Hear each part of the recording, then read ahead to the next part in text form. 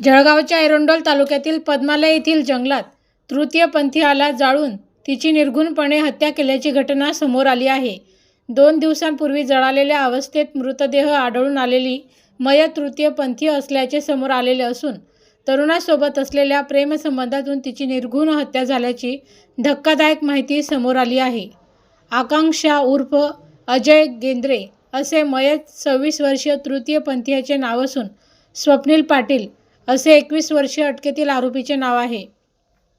तरुण नाशिकमध्ये पोलीस भरतीपूर्व तयारी आणि अभ्यास करताना त्यांची आकांक्षासोबत ओळखी आणि त्यानंतर प्रेमसंबंध झाले. स्वप्नीलला आकांक्षासोबत नाते ठेवायचे नव्हते, मात्र नाते पुढे कायम राहावे, स्वप्नील याने कायम सोबत राहावे म्हणून आकांक्षाचा आग्रह होता. स्वप्नील प्रेमसंबंध तोडण्याचा प्रयत्न करत असल्याने आकांक्षाने स्वप्नीलची गावी तसेच वेगवेगळ्या ठिकाणी बदनामी केली होती.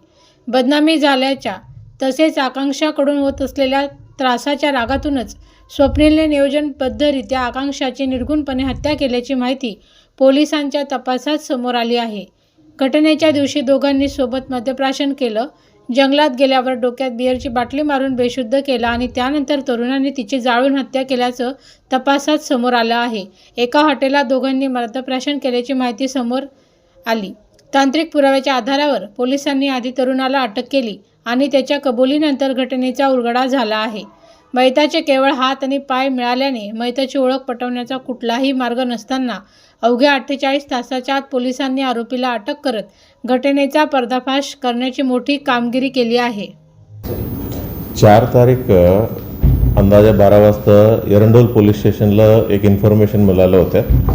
तिथं बकरी चारणारे काही मुलं गेलं होतं. मुलांना एक मृतदेह आढळून आला. मग त्या पद्धतीने इन्फॉर्मेशन मिळाल्यावर एरंडोलचे प्रभारी अधिकारी आणि सर्व सिनियर ऑफिसर तिथं गेलं. तिथं मृतदेह जर प्रत्यक्षात पाहिल्यावर त्याचं अर्ध अपेक्षा जास्त झालेलं होत्या. फक्त पायीस दिसत होत्या, बाकी सर्व बॉडी पार्ट्स झाल्या होत्या. त्या अवस्थेत मृतदेह भेटल्यानंतर आम्ही टेक्निकली जे काही एव्हिडन्स कलेक्ट करायचं होतं सर्व एव्हिडन्स कलेक्ट केलं आणि त्याच्यानंतर पोस्टमॉर्टम करण्यात आलेलं आहे. पोस्टमॉर्टममध्ये ही माहिती पडलं की ही 4 दिवस अगोदर यांचं मर्डर झाले होते आणि ही सर्व घटना घडल्या होत्या अशी माहिती प्राप्त झालं. मग माहिती प्राप्त झाल्याबरोबर आम्ही सर्व सखोल चौकशी करत होत्या.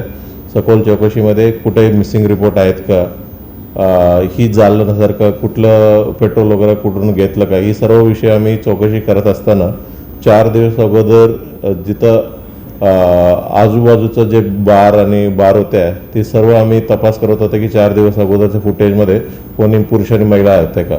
मग आमचं लकीली एका बारमध्ये एक महिला आणि एक पुरुष तिथं एक बारमध्ये बसले होते आणि त्याच्यानंतर तिथं अल्कोहोल घेतलं आणि परत जात असताना त्यांनी UPM पेमेंट केलं होतं. आम्ही प्रत्येक केस आम्ही चेक करत असताना ही एक समोर आला की जे कोणी तिथं बसले होत्या त्या माणसांना आम्ही समोर बोलून घेतलं होतं.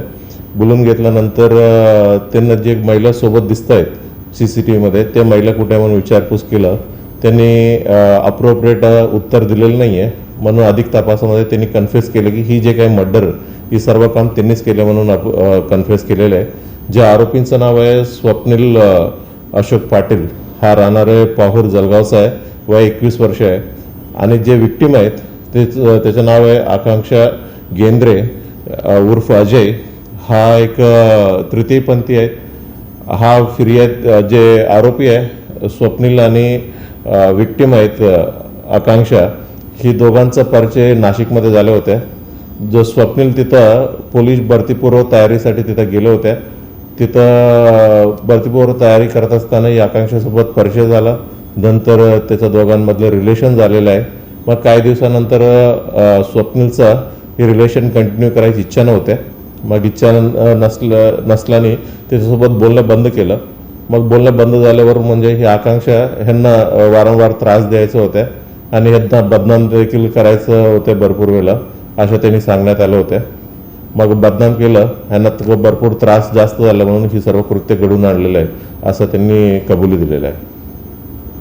आरोपीला न्यायालयात वगैरे हजर केलंय का काय? आज अटक करतायत. म्हणजे उद्या सकाळी आम्ही न्यायालयात हजर करणार आहे. आरोपीची पार्श्वभूमी काय आहे सर? आरोपी जो आहे त्याचे बॅकग्राऊंड काय आहे सर?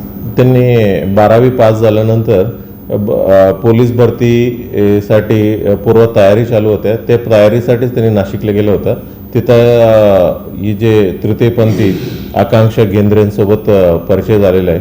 ही आकांक्षा गेंद्रा देखील राजनांदगाव छत्तीसगडची आहे. इथं त्यांनी राहून म्हणजे ओव्हरऑल बेगिंगचं वगैरे करायचं होती. किती वर्षापासून दोघांमध्ये संबंध होते सर नेमके? 2024 मेपासून दोघांचा संबंध होती. ती पण नाशिकला राहत होती का आकांक्षा पण? आकांक्षा फिरस्ती आहे, म्हणजे जास्त करून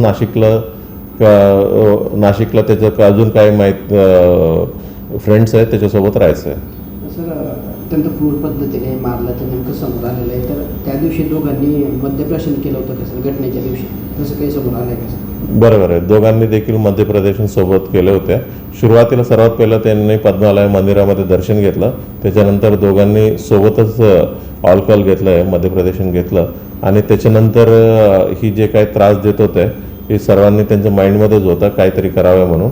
त्यांनी चांगलं ऑपॉर्च्युनिटी पाहिलं, संधी पाहिला आणि ही मर्डर त्यांनी घडून आणलेलं आहे.